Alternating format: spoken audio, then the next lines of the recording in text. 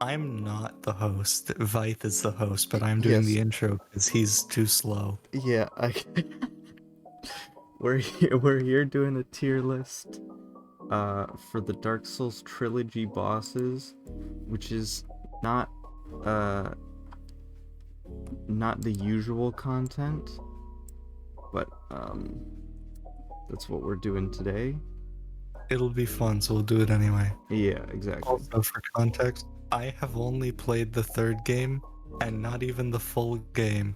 So Yeah, I'm just gonna be here. Don't Jakl worry about me.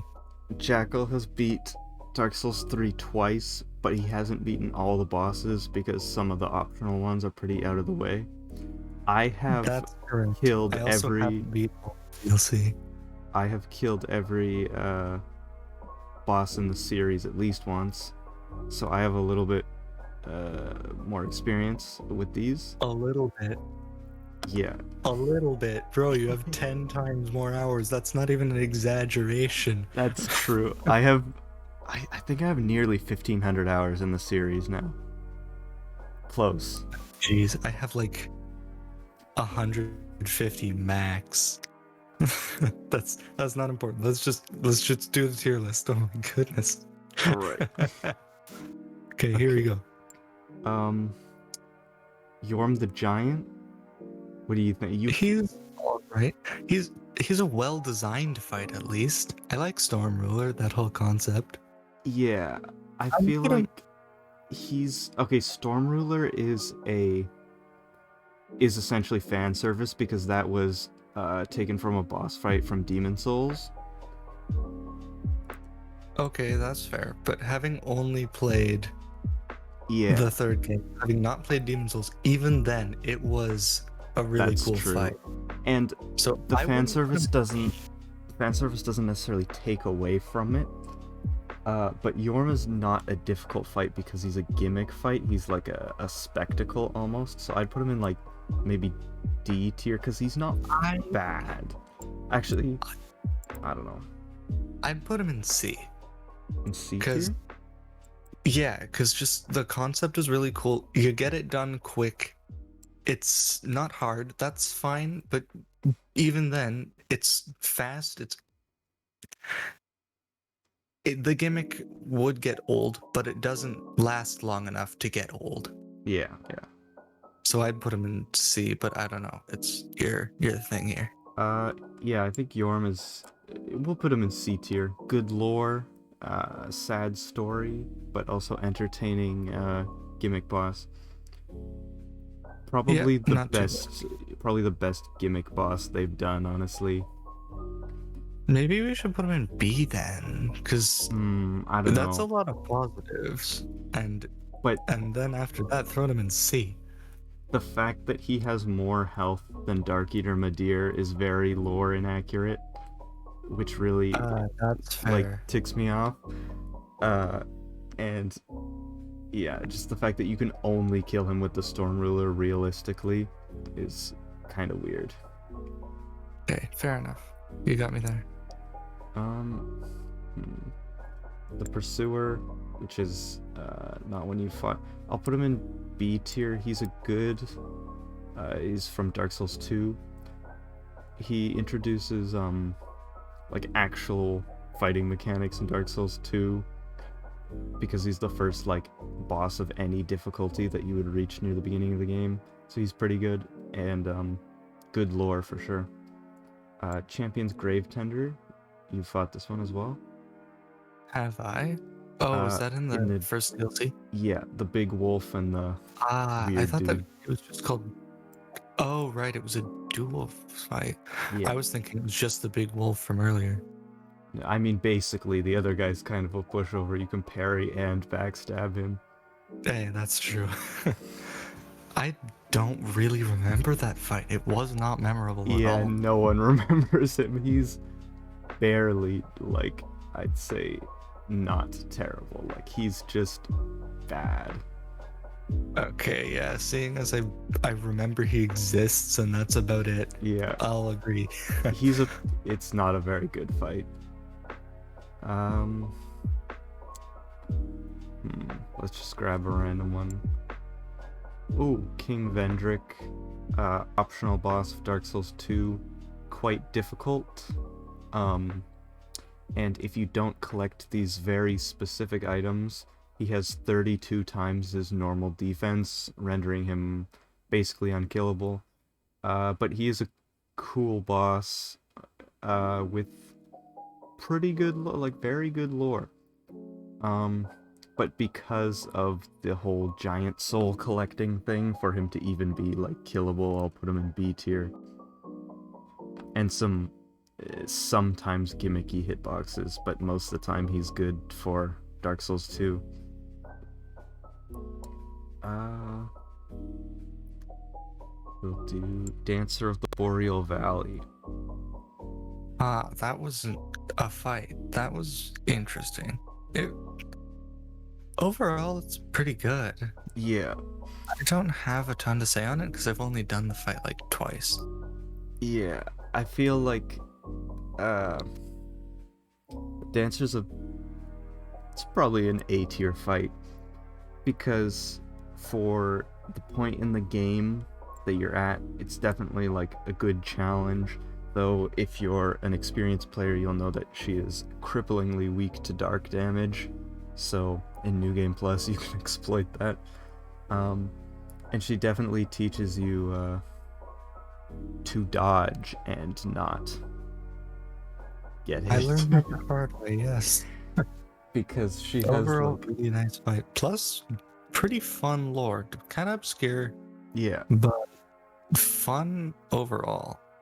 she'll shred you with her 6 or 7 hit combo if you get hit by the first one, so that's kind of brutal. Yeah. Elena, the Squalid Queen, she's in one of the Dark Souls 2 DLCs. Very good lore. The fight, for a gank fight, it's not bad, but it is a gank fight, and she has a 15% chance of summoning another boss into the arena during the fight. So I'll call that C tier, like average. But considering she's like poison themed and not obnoxious, that's still an achievement.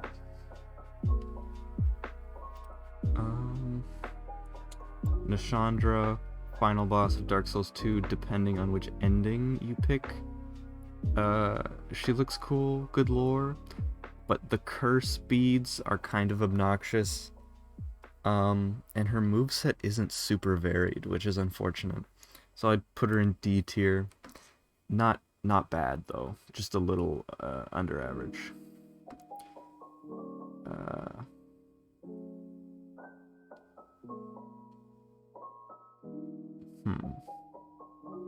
Top left, go for it. Top left? Yeah, Okay. just go from the top left, whole way through. That makes sense. Bell Gargoyle. These are the ones from Dark Souls 2. No.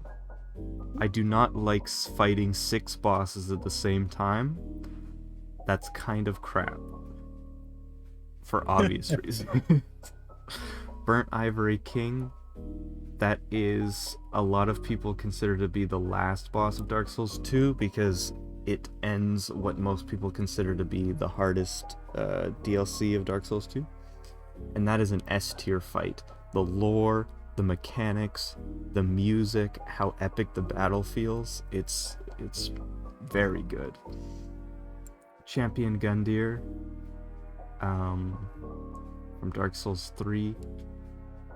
Another one that I have not yet fought. It's just like a stronger version of Udex Gundyr, a fully realized one. And Yeah, I know the lore behind it.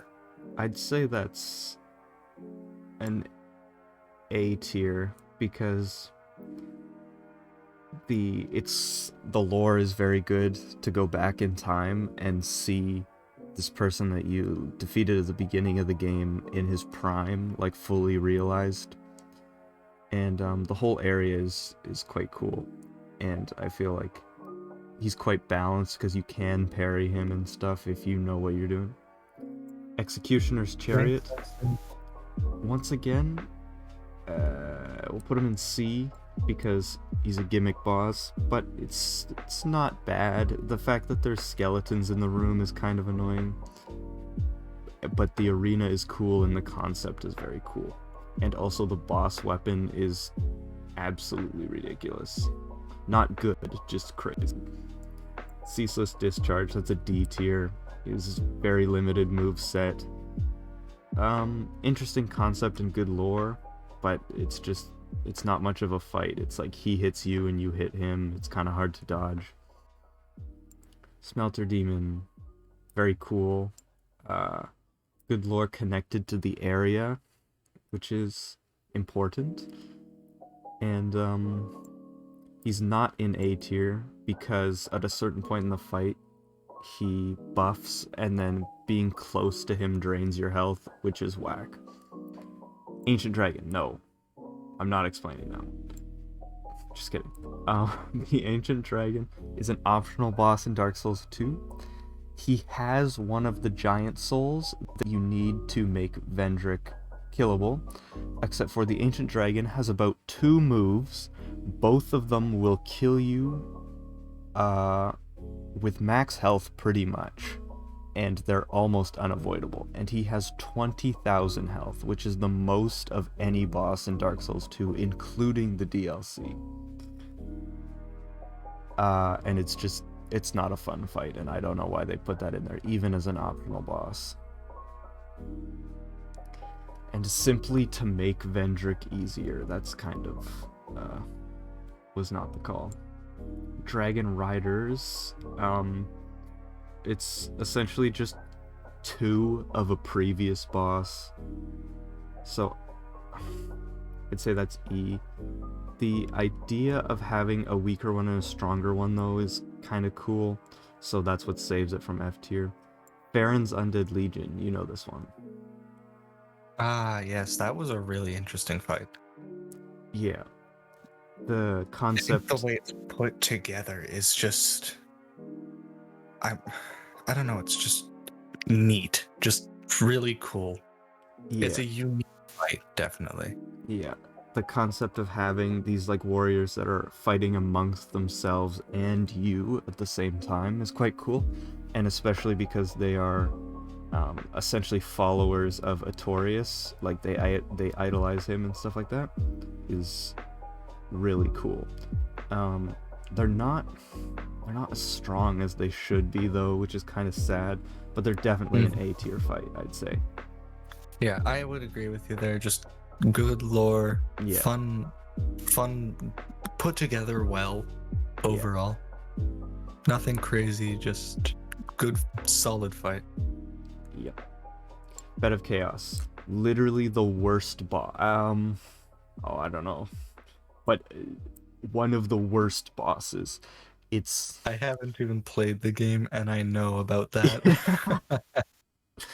And the Witch of Izalith fight being reduced to this is quite sad, because the Witch of Izalith is one of the most important people in early, like, Dark Souls timeline lore, being the mother of all pyromancies, and being one of the, like, possessors of the first Lord Souls.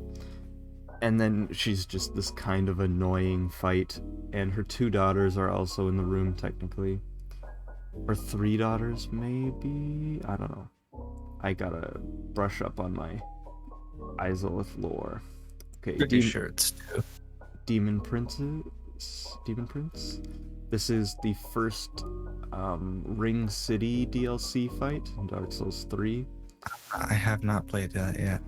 It's really cool. You fight 2 large demons, and they're both bosses at the beginning of the fight, and depending on which one you kill first, when they like resurrect and become the Demon Prince, his moveset is different depending on it. And it's actually like a gank fight done well, because they constantly, when you're fighting 2, they switch fighting patterns constantly, so one of them will be super aggressive and have fire attacks, and the other will be more like laid back and try with poison attacks and stuff like that, and they're switching movesets every little bit, and it's quite fun actually. Sif the Great Wolf, A tier, not for difficulty and not for like challenge or enjoyment of the fight or anything, but purely for lore and for the fact that this fight can make you feel sad just from completing it. Is that the DS1 version? Yeah. Okay. Sif the Great Grey Wolf being Artorias of the Abyss's wolf companion. And it's also put in A tier because if you do the DLC first before you do this fight, then the like intro cutscene is different, which the fact that they went back and added that is attention to detail that is quite awesome. Demon Fire Sage, it is a fire-themed reskin of the first boss of Dark Souls 1, so that's kind of bad. The fact that they add a couple extra moves is appreciated, but that does not save it from this, and the fact that it has, like, no lore besides it's just the demon that guards the gate to Isolith. Pinwheel. Surprisingly, I'm gonna put him at D. He has no challenge. He's the easiest boss in Dark Souls 1 by such a margin. You are meant to fight him more than halfway through the game, and you can fight him immediately after arriving in Lordran, and he's still the easiest boss. I think he probably has less health than the first demon, but I could be wrong. But he's very weak. The thing that saves him is his lore about being like a father trying to resurrect his child and his wife is quite interesting, and his connection to Nito by like sapping power from him is quite cool. Duke's Dear Freya, one of the 4 old ones of Dark Souls 4. Dark Souls 4? Oh, Dark Souls 3. Or Dark Souls 3. Or no, Dark Souls 2. What am I on about? Oh my god. It's a cool fight having a spider with 2 heads, but it is kind of a gank fight. But the fact that only one head can attack at a time makes the fight kind of balanced. I used to find this fight really annoying, but lately I've been a little bit more like, yeah, okay, that's it's kind of cool. So we'll put it at average. Ava the King's Pet, we'll put that at a B tier. It's not bad. It's the mechanic of it being invisible until you find a specific item is kind of cool, because you technically can go and kill it when it's invisible, but that incentivizes you to explore the rest of the area and unlock other things that you need for the rest of the area. And the moveset is kind of cool, and the fact that it can do like a couple magic attacks, it's, yeah. And it is like a black tiger with ice powers. That's really sick.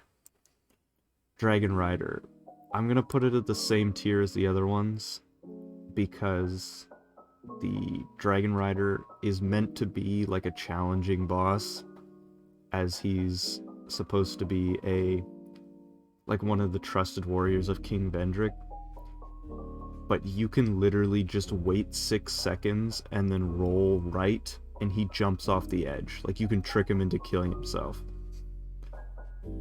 And even when you don't, if you've seen my other video, you can kill him with like starter gear. It's kind of sad. Dark Eater Midir, S tier. This fight is fantastic. Lore accurate difficulty, and the lore is fantastic. I love his just like Super Saiyan God mode attacks that he can do in the second phase. It's fantastic. Demon of Song.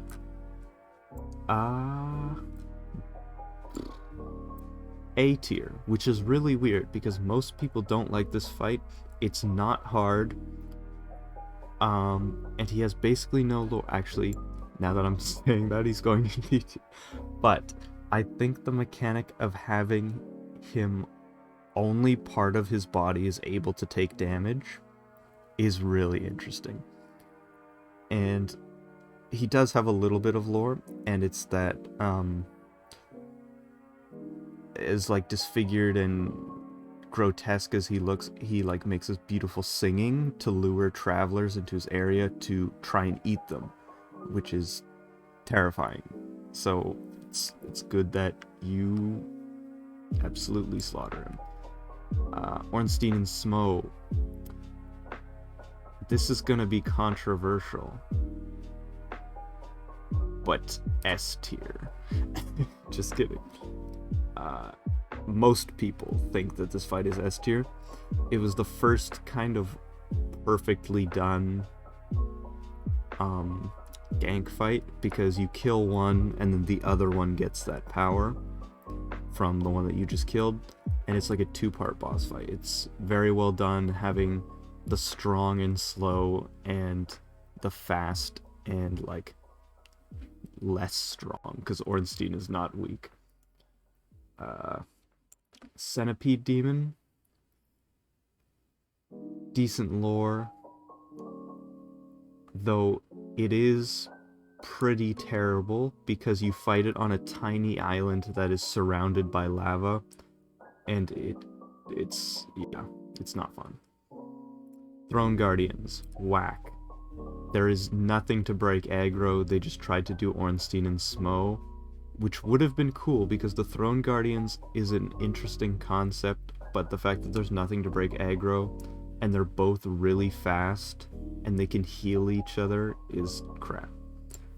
Mantis, Father of the Abyss, A tier, fantastic lore. The only thing, actually B tier, the only thing that docks it points is it is way too fast for Dark Souls 1. You can't react to how fast this boss is. The variation between physical and magical attacks is cool though. Moonlight Butterfly, D tier, cool lore in connection to Seath, except it literally just sits there and shoots you for like a couple minutes and then comes down and you can hit it for a couple seconds. Covetous Demon, it can't kill you. The lore is kind of funny, and that's about it. Aldia, Scholar of the First Sin, decent fight, amazing lore. Actually, the fight's very easy, so we'll put it there. The Last Giant, pretty good intro boss. It's quite easy though, so we'll put it in average. The Rotten, this is one of the 4 great ones of Dark Souls 2. It's quite slow and the lore is minimal, so we'll put it in average. Fort of the Boreal Valley. You know this one, Jakl? Yes, I do indeed. Quite a... It's a fun fight. It is a little bit... I found it a little bit easier than most. Yeah. But it is like the... Is it second boss of the game? Yeah, second boss of the game. So that's to be expected. I would say like a bit too exploitable, a bit too easy. But overall a good fight. So probably Lore's average. fun in connection to the dancer. Connection to the dancer, yeah. Yeah. I like that. But I definitely think dancer is the better of the two by far. Oh, definitely. Yeah, I'd say average fight. That's my thoughts on it. I think dancer is just better. Yeah, I'm actually gonna move the Demon of Song and Alava to average as well. Yeah, Vort is probably easier than what should be at that point in the game. The fact that he does Frost is kind of cool though, because that slows stamina regen. The one thing that really ticks me off about this fight is there's a point where his whole body becomes a hitbox, and that's a problem with a lot of like beast bosses, is when they run, their whole body becomes a hitbox. That's actually my main problem with Champion's Gravetender, is the wolf is a hitbox most of the time. Crystal Sage. You know this one as well? Yes, the Crystal Sages are actually quite fun. I liked those. I'm not sure how you feel about them, but I personally liked them. Yeah, on my first The couple... first one more than the second. The second yeah, was interesting, but it's just so damn annoying. the one in the Grand Archives? Yeah. Yeah. I think we're just gonna count the one that actually has a boss bar for Okay, Crystal that's Sages. good. Yeah. Yeah, I really liked that fight. It is a little bit exploitable, yeah. but it's a decent challenge. I found it a little bit easier, but of course, I mostly remember the one I did with the twin blades when I was just kind of speeding through the game as fast Oh, as yeah. possible. So that's kind of to be expected. Yeah. On my first ever playthrough, I died to the Crystal Sages more than Gale, I think. Yeah.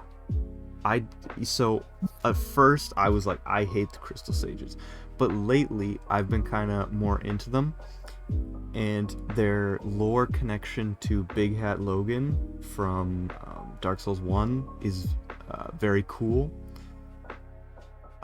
They do get docked a few points for, obviously,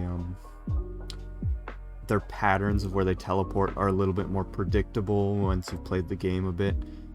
But the difficulty for the point that they are in the game is good, and they are generally quite a fun boss.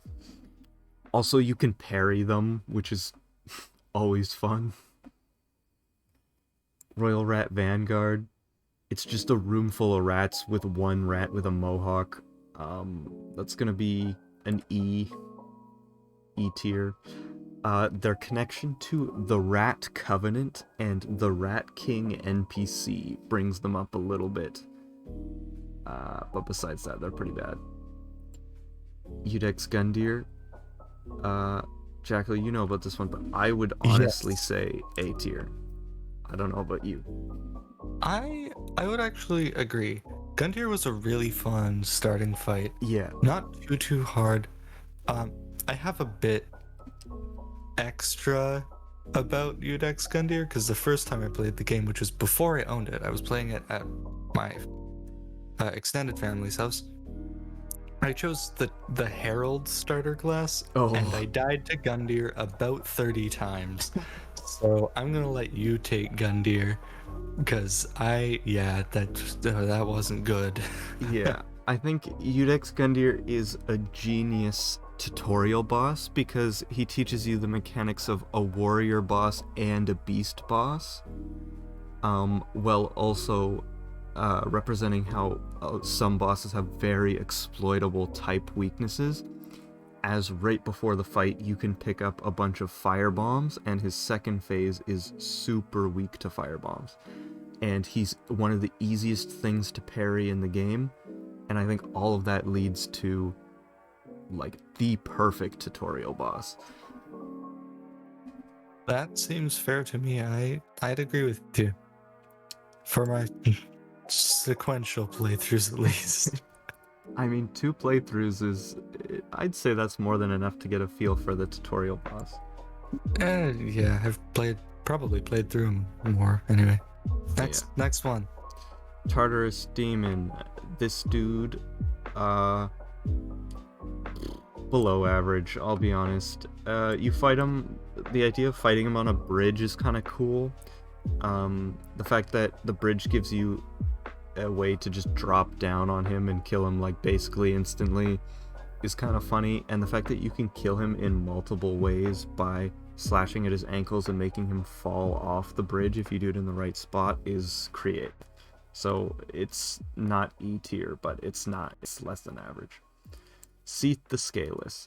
This fight has beautiful lore, actually like vital lore.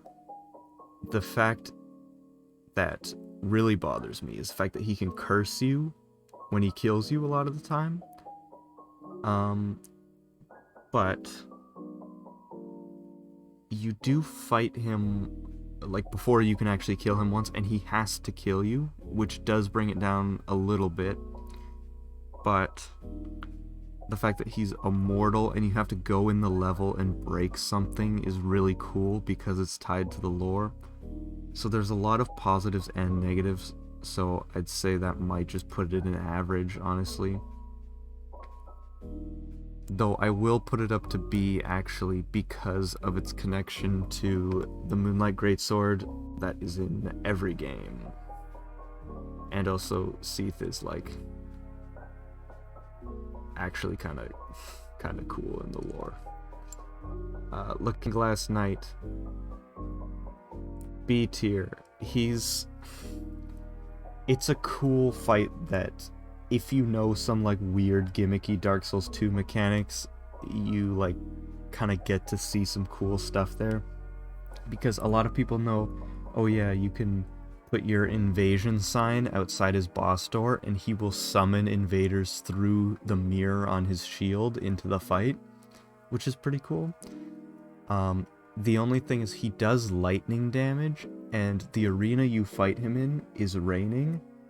And a lot of people don't know this, but in Dark Souls 2, if you're wet, that includes being in an area that's raining, then your lightning defense drops to 0, which makes him really disgustingly good.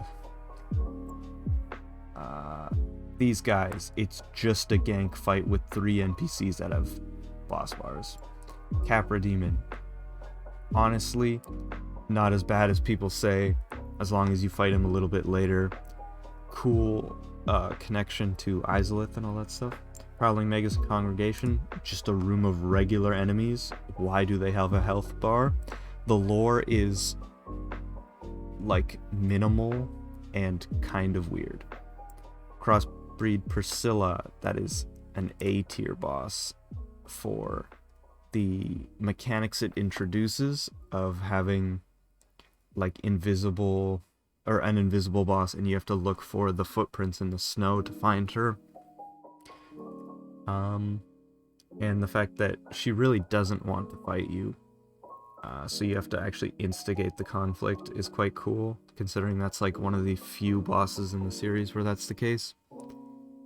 And her lore, as possibly a child of Guinevere or Gwen, is interesting. Dark Lurker, cool fight. Just kind of whack to get to, I'll be honest. The idea of having a PvE covenant is cool, but you shouldn't have to run through and clear an entire area every time you want to attempt it.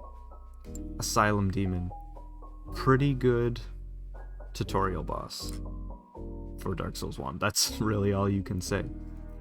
Iron Golem, pretty average, I'd say. There's not super a lot of lore besides he's just the big dude that guards Anor Londo. Yeah.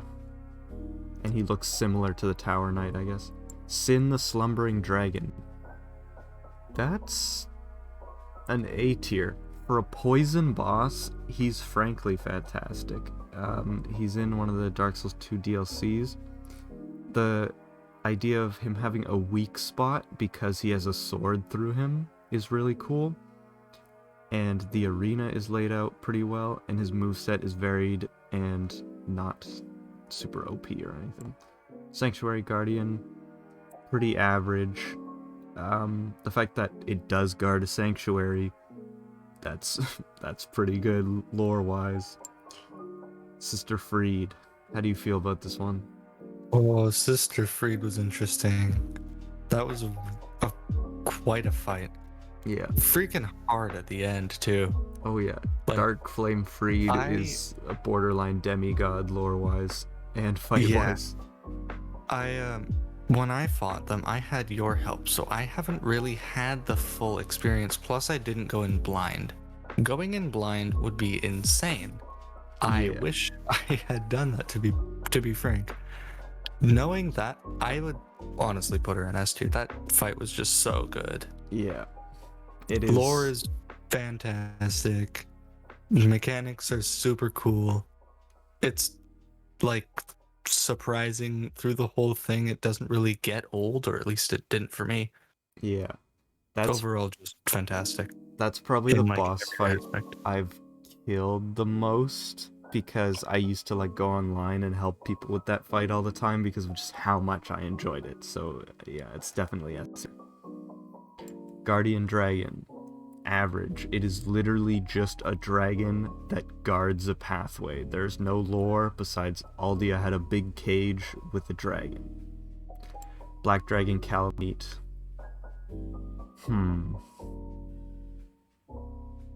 This is gonna be controversial, but S tier or A tier. Most people think he's S tier, and I do quite like him. I do like the calamity effect and his moveset. The lore is it's good, but it's not as much as a lot of the S tier bosses. The fact that you have to like kind of go into the arena and then go back out is a little bit weird, but it is pretty fun. And the fact that you have to ask one of the Knights of Gwen to like kind of help you is pretty sick. Aldridge, the Devourer of Gods. How did you feel about this one? That is kind of my version of the what's it called? Oh, the Crystal Sages. The Crystal Sages? Yeah, you had trouble with the Crystal Sages. I had trouble with Aldrich. That is the only fight on my second playthrough of the full game that I needed help with. I even beat the damn princes, and I didn't need help with them. I That's just pretty needed impressive. help with Aldrich. Yeah. Because first playthrough I had help the whole way. Second playthrough I did alone. Again, except for Aldrich, because the damn arrows, bro. I hate them. The arrow tracking is nasty. It is. I never had enough damn stamina. Ugh. Yeah. It's a good fight, but just the freaking arrows. Yeah, I'd say you know. Yeah. B tier fight. Yeah. It's above average. Fun fight, but the damn arrows, I hate them. It's technically possible to kill him in like 14 or 15 hits at soul level 1. I did the math one time. I was looking at stats on specific weapons and stuff. And if you get the Escort and you infuse it with like fire, You and mean then- Estoc? yeah. Is it? Escort? Yes, I believe it is. Oh. If you get that and you infuse it with fire and you have it plus 10 and you get specifically headshots with it, then you can kill him in like 15 hits. Because he's weak to fire and the, I think it's either strike damage or thrust damage, whatever that sword does. Likely. I was using twin blades, so I was doing like slash, Yeah. and I had them infused with sharp. Oh, okay, that's what you should be doing. That's good. Yes, but they weren't exploiting his weaknesses at all. Yeah. Anyway, moving on. It's enough pain for one day. Velstadt, the Royal Aegeus. Cool lore in connection to both the Fume Knight and King Vendrick. He is a little easier than he should be lore-wise, but for that point in the game, it seems reasonable to have him at that difficulty. So I'll put him at average. He's nothing special, but he's not bad. Dark Sun Gwendolyn. Canonical femboy. Hell yeah. Very good lore. Quite important to specific theories and stuff. And he is kind of powerful. His fight is, I'd say, kind of a gimmick fight, but it is fun. Yeah. So he's above average. Half-Light Spear of the Church. That is... See... This fight is average if we're counting the NPC version, but if we were counting the well, it's hard to count the PvP version because Half-Light, like the fight, if you do it online, then you fight a player who is part of the Spears of the Church Covenant. But that's hard to rank because it really depends on which player you're fighting. So for the NPC version, we'll say it's average. Mithra, the Baneful Queen, below average. Actually almost failing here, because if you don't go and get a torch out and interact and burn down a specific windmill on the ledge of like one room, then the boss arena is filled with poison. And it's so obscure to go and do that it's like, that's whack. But when the poison is not there, it is an entertaining fight. Knight Artorias, S tier, literally fantastic. Moveset is great, lore incredible. I literally could not, like, this is one of the best fights of Dark Souls 1. Dragon Slayer armor, what did you think of this one? That was a fight that was, I found it easier than I should have, not gonna lie. I'm not sure if I had help with that one, but overall, it was quite a fun fight. I really enjoyed it. I don't really have much to say because it wasn't too unique. The shield was interesting, but really, it's a guy with a sword. I mean, not a sword, goodness. It's a guy with a big swingy thing and a shield. Yeah, it's It's the got some lore. AoE things, but Yeah, the lore with the pilgrim butterflies is pretty sick. But the fact that he's reused as an enemy in the DLC is a little bit weird. But we're just gonna talk about, I guess, just the boss fight that's in the base game. His moveset is not super varied, but it is enough where the fight is not boring. And I think the fact that you can predict his moves when you've played through the fight a lot is kind of cool. And the fact that he also has like one of the highest damaging, I think he has the highest damaging boss weapon in the game or something like that. Which is overall cool. It was a fun fight. There isn't much negative to say about it. It's just so kind I'd of say, generic, but overall very good. Yeah, B tier, slightly above average, we'll say. I was gonna put it in A tier because there's like positives, but it's like it's not unbelievable.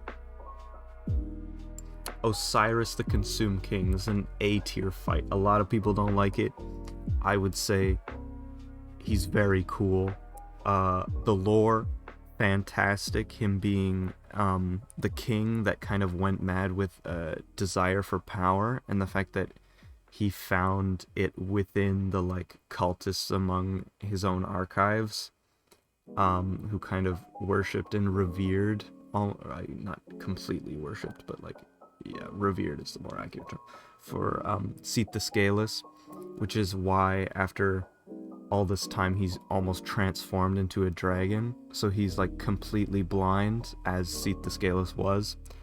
And the fact that he like basically kills his own child during the fight is kind of brutal. But it is fantastic.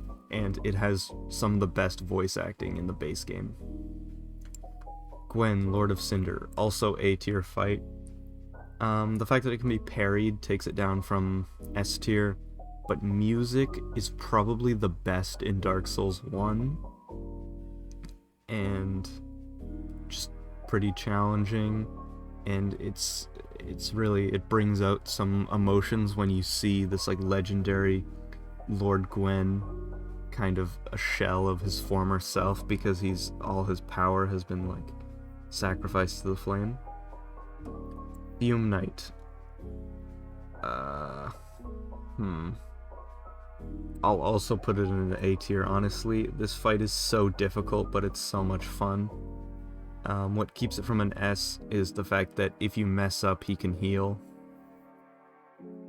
High Lord Wolnir, Vape Lord, what do you think? Interesting fight, kind of cool, but I mean, it's really simple. You kind of just whack the bracelets and avoid the smoke. Yeah. And that's about it. Cool lore. I really do like the lore with Karthus and the oh my voice, damn it, the abyss.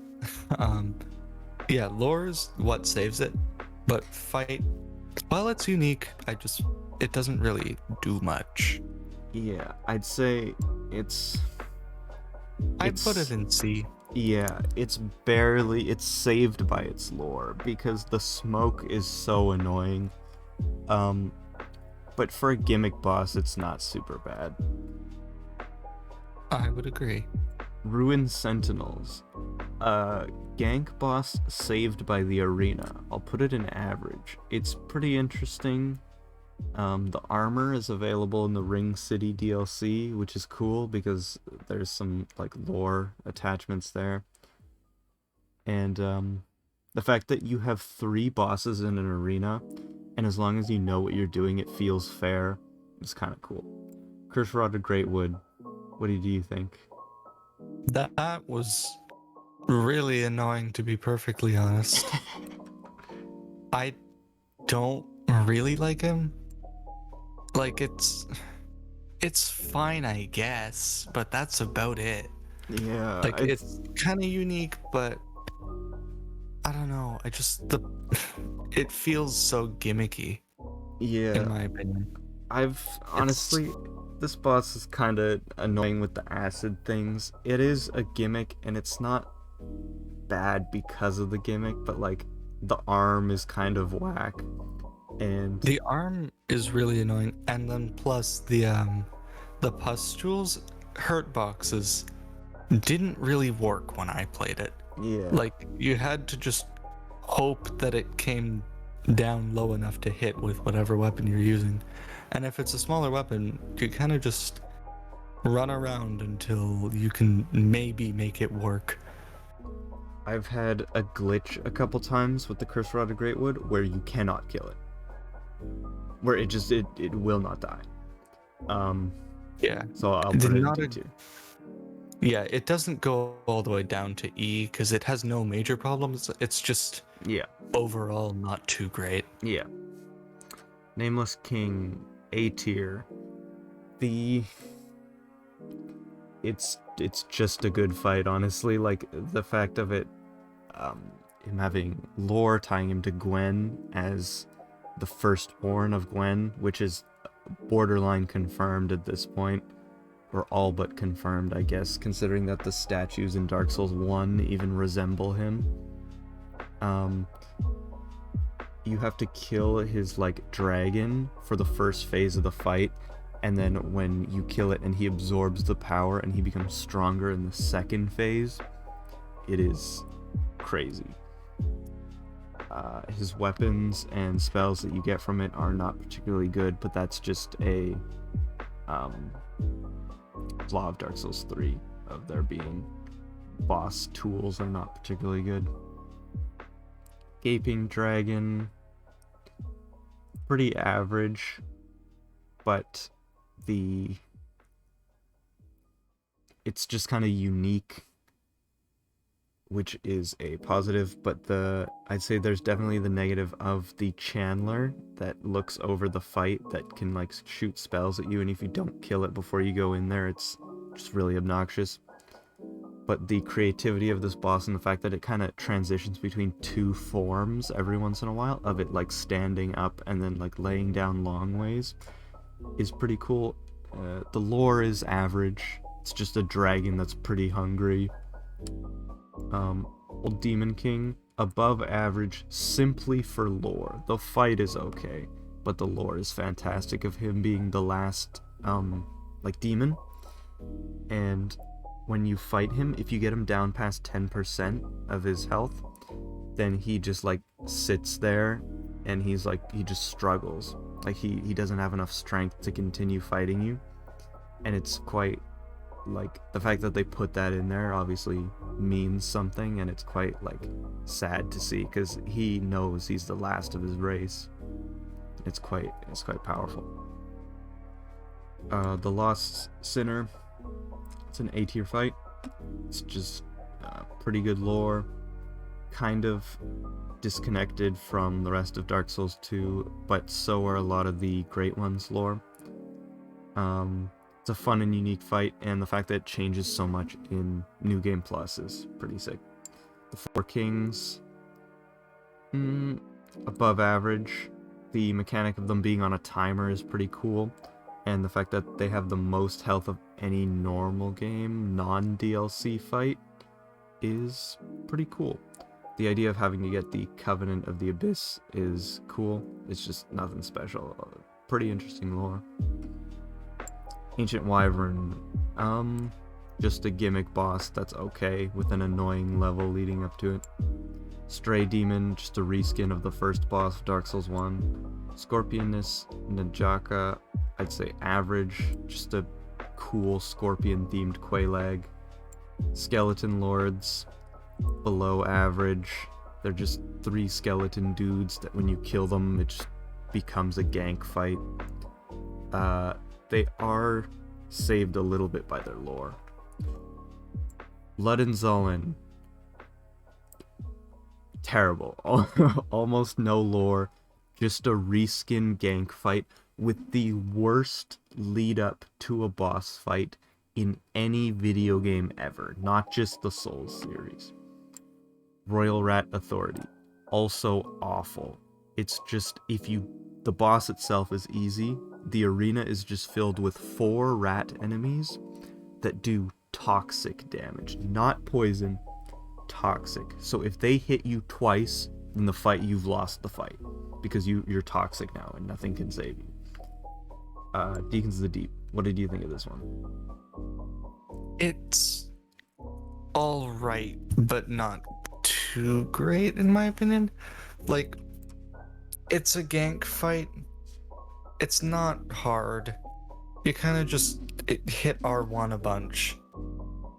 I find that I don't even know what to say. It just kind of is. Yeah. I mean, if you take too long, then you do die, but it's like, it's just a gimmick kill because it's just curse. You just get cursed. Yeah. Nothing you can do. So you have to pay attention to that, and it's almost like time management. Just make sure that you spam fast enough to not get cursed. The curse mechanic, they can only build up your curse bar if there's enough of them holding up their wands or whatever, their candles. So you can, as long as you're killing enough of them, you can make that fight last as long as you want. Exactly, but that's the problem, because they don't do much, you just spam R1. The fight it can be difficult depending on the weapon you're using. If you're using weapons that only allow you to reasonably hit one thing at a time, then I can see how it could be difficult. But if you're using a sword with any horizontal range, or actually any weapon with some horizontal range, then the fight is going to be pretty easy. Basically anything but a spear. Yeah, or those pretty much any fist weapon, and claws can be pretty limiting. The Dark Hand is good for most fights except this one. The lore with Archdeacon Royce that connects it to Aldridge Faithful and Aldridge is quite interesting, because he's one of the like that. Yes. Yeah, he's one of the 3 archdeacons and stuff. So we'll put it in average, negatives and positives. It just kind of balances out a little there. I agree. Slave Knight Gale, the best fight in the series in my opinion. It wraps up the series beautifully. His 3 phases, each pertaining to one of the 3 games. His first phase being very beast-like and out of control, similar to Artorias from Dark Souls 1. His second phase being more knight-like almost, in a similar manner to the Burnt Ivory King or the Fume Knight. He's regained his composure. And the third phase being literally everything. There's lightning, there's crossbows, he's shooting homing miracles, his cape is fighting you, and he's flying around. He can also teleport in this final phase. And the lore is, in my opinion, the best in the series. He's fantastic.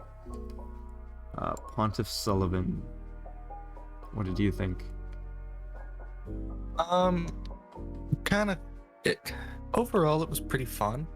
I actually did like that fight. I do like the two swords idea with it's kind of similar to the dancer but more noticeable here. The clones were also really interesting, but I mean they didn't do a ton. Mm-hmm. Overall I'd put it in B. It's above average but nothing crazy. You can parry him, so that's kind of cool. Yeah, I would honestly say A, because he has so much lore, including each of his swords having lore. Um, the You like have a good point. he's even the reason why the dancer's swords are like that is because she's like a thrall of him almost.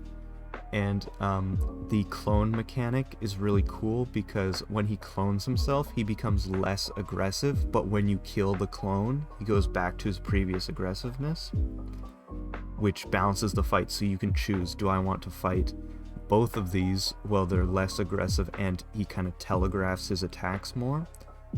Or do I want to fight him how he was previous while only worrying about one? If you're parrying, you definitely want to fight one. And I would agree with you on the A tier part. Now that you've pointed all that out, I would definitely agree with you. yeah, it's even the arena is frankly beautiful in my opinion. Smelter Demon. This is the second Smelter Demon. So the first one, where was it? That one. That first one is the one you encounter in the Iron Keep, and this second one is the one you find in the Broom Tower, which is a reskin that has like a terrible run up to it to fight it. So it's just the exact same boss but blue. And it's terrible. Gravelord Nito. Average fight, we'll say. Good lore. His connection to the Covenant that he has is pretty interesting. The only thing that drags it down quite a bit is the fact that there's just a ton of skeletons in the room that just make it a gank fight, and it's just not that interesting. But his lore is quite good, and even the weapons surrounding him, like the Gravelord Greatsword, is pretty sick. Old Iron King. This fight is pretty terrible. The lore is good, but the fact that the fight is so bad is what brings it down. Is you fight him on a tiny island with a giant hole in the center of the island, and he can hit you into the hole basically whenever he wants, and it's lava, right? So it kills you instantly.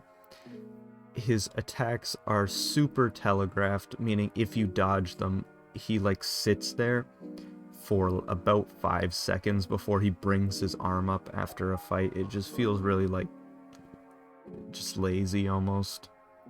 It's quite sad to see this like legendary Iron King that built up basically the last like 3 or 4 areas you've fought through to get to this boss have all been connected to him.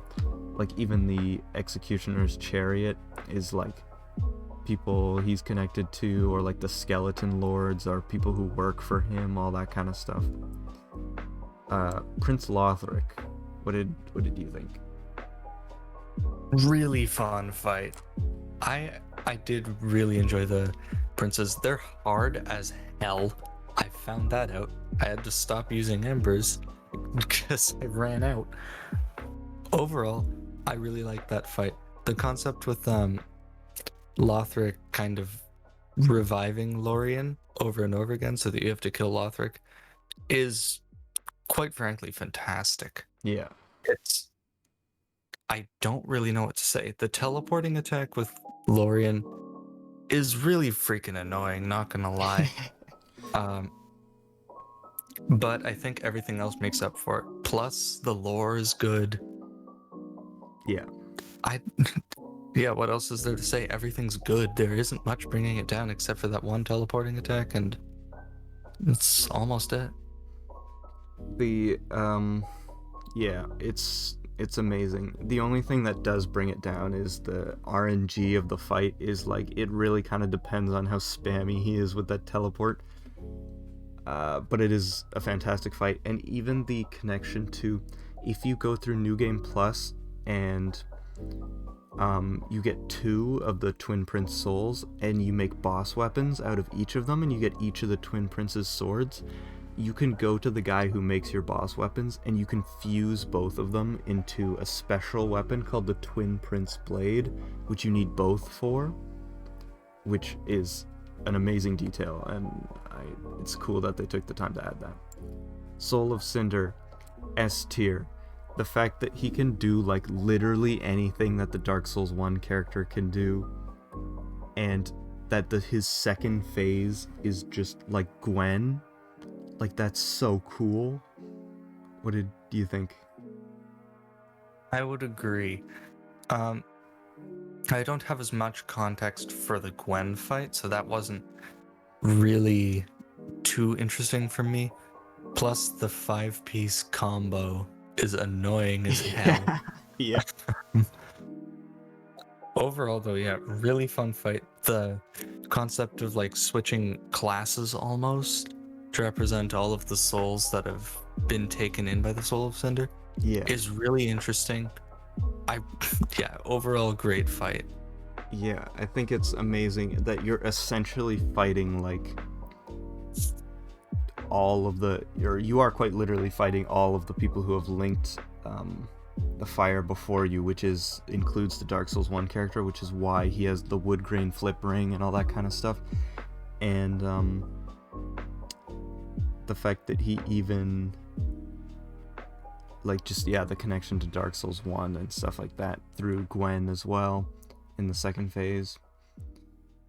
It's pretty sick. You can even use a Vow of Silence to like cancel out his spells in the first phase, which is sick because you are essentially fighting the Dark Souls 1 player and everyone else.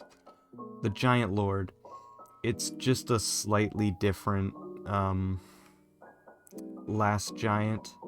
The only thing that saves it a little bit is the area leading up to it is kind of cool.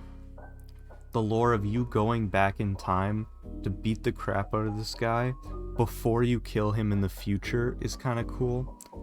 And the fact that it's the best farming option for Dark Souls 2. So below average because he has 2 moves. Old Dragon Slayer, below average. They did Ornstein kind of dirty with that fight, but the lore of him being just like old now, that's kind of cool. That's why he's not very strong. Though for being a Dragon Slayer, there's quite literally a dragon less than 20 feet outside of his boss door, so he really must just be in retirement at this point. Sir Alone, that is an A tier fight. No, okay. The fight itself is A tier, but I'm knocking it to B tier simply because the run-up to it is so abysmal. The fight is fantastic. It's one of the best fights in Dark Souls 2. You can, his moves are sick. The fact that he's, obviously a samurai is very cool, and his lore connection to the old Iron King and his whole rise to power is very cool. And if you beat him without taking damage, he commits the seppuku or whatever it is. I don't think I'm pronouncing that right. But, you know what I mean. Seppuku, that's correct. Yeah, the samurai thing. Which the fact that they took the time to put that detail in is incredible. Flexile Sentry, I'd say it's pretty average fight, but the fact that it's 2 kind of big lizard knights attached to each other with different movesets and they switch is pretty cool. And for the point of the game, it's a cool boss. I don't like it as an area enemy later on, but the boss fight version is pretty fun. Chaos Witch Quelaag, it's a good fight for the point in the game. And the arena I feel like should have at least one thing to break aggro because of the lava move, but it's above average. it definitely set the precedent for a couple other bosses in the series later. And Belfry gargoyles are... Oh, shoot. That's embarrassing. The Belfry gargoyles are the ones that have 6. The Bell gargoyles are the Dark Souls 1 version, which I'd say are average.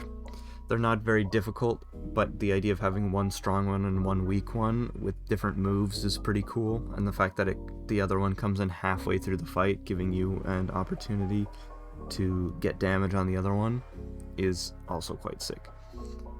And of course they're like most people's first actual boss because the tutorial demon is not super difficult. Yeah, it's pretty good. That's all of them. Here's the entire Dark Souls series in a tier list. Yep. Do you have any changes you think you would make, or it's just pretty... I think it's pretty good. I would like to clarify, we are not ordering them within the tiers.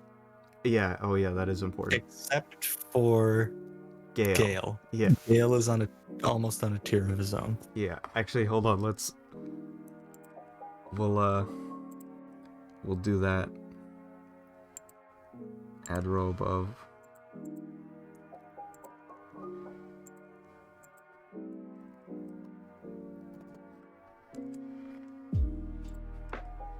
There we go. Gale tier. Now nothing is ordered within the tiers. Yep. Yeah, there it is. Well, that concludes this tier list video. Thank you, Jakl, for joining me. Thank you for having me. I really appreciate it. Feel free to check out my Twitch in the description. Yep. I stream fairly often. I'll link his Twitch and this tier list below, so you can go and make your own if you want, if you've played all the Souls games, or if you've just played one and you want to rank those along here. Yeah, and I'll link the download to this tier list that I've made here. And thanks for watching this week's video. I'll see you guys in next week. It'll probably be a podcast. Who knows?